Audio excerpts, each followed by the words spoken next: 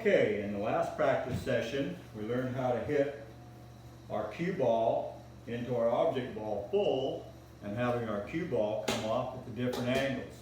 Hopefully you practiced that and you wrote it down in your book.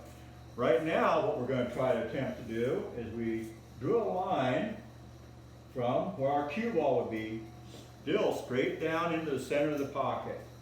Now we're going to be working on caroming a ball off of an object ball and hitting a specific spot on the table or a specific line, which is really nice if you're trying to carom off of a ball, maybe make a 9-ball or a 9-ball game or a 10-ball, or even get positioned for a safety. So we're just going to be hitting this ball, this cue ball, into our object ball at a 64th of an inch. We're just barely brushing it. And this is like a 32nd of an inch. And this is 3/64ths.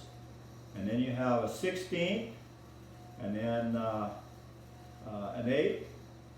Well, actually a little bit more than 8th. But anyways, you're going to practice this and mark out your diagram. Now it's going to be very difficult because what you're trying to do is you're kind of looking at the eclipse of the ball. We're a 32nd of an inch, 64th of an inch.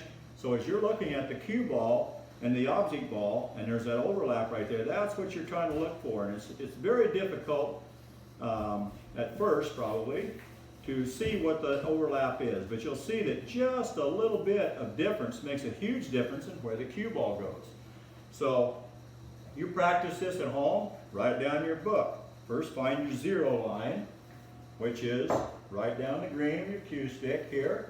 Then you've got your 1 inch, 2 inch, 3, 4, 5, 6, all the way across. And you also see that cutting this in, it corresponds with the colors, the yellow to yellow, the white to the white, and the yellow to yellow, white, white, orange, orange, pink, pink, green, green. So as you're cutting this ball to hit places here on your object ball, you know where your cue ball is going to go on this slight angle. So let's do a few of these shots so you can kind of see in demonstration. Set it up yourself at home, get your book out, and start writing these down and try to refine this down for yourself. So first shot, if I shot straight to the pocket, I could barely miss that ball. So the first shot I'm going to do is try to shoot it a 32nd of an inch, rubbing that edge together and going across the yellow, and the object ball go across the yellow here. So let's try that.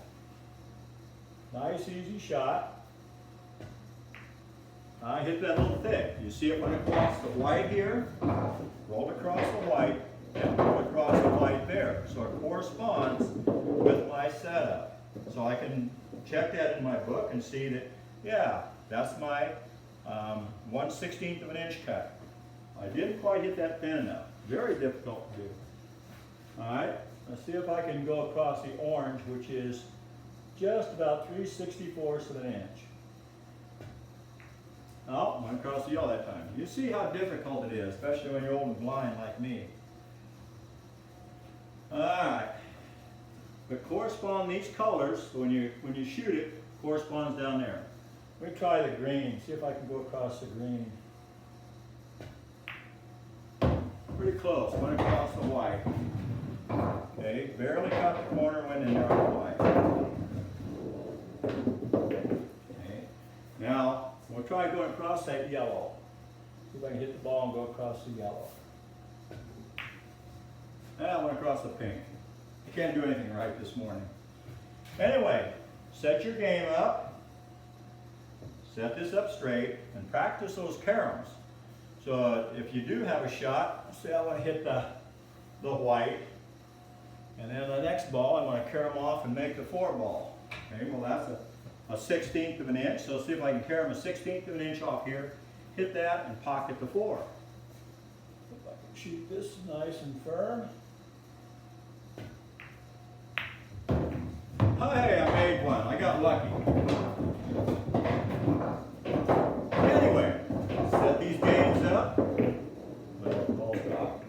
Set the game up so you can practice caroming off this ball, caroming off another ball, making it go in, or just carom it someplace, hiding it.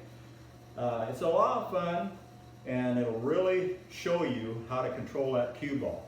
And in game number 2, where we were just rolling a cue ball by itself, you're going to find out that those distances will help you in determining how far you want that cue ball to go and come back for safety play or something, because you're just barely touching this object ball.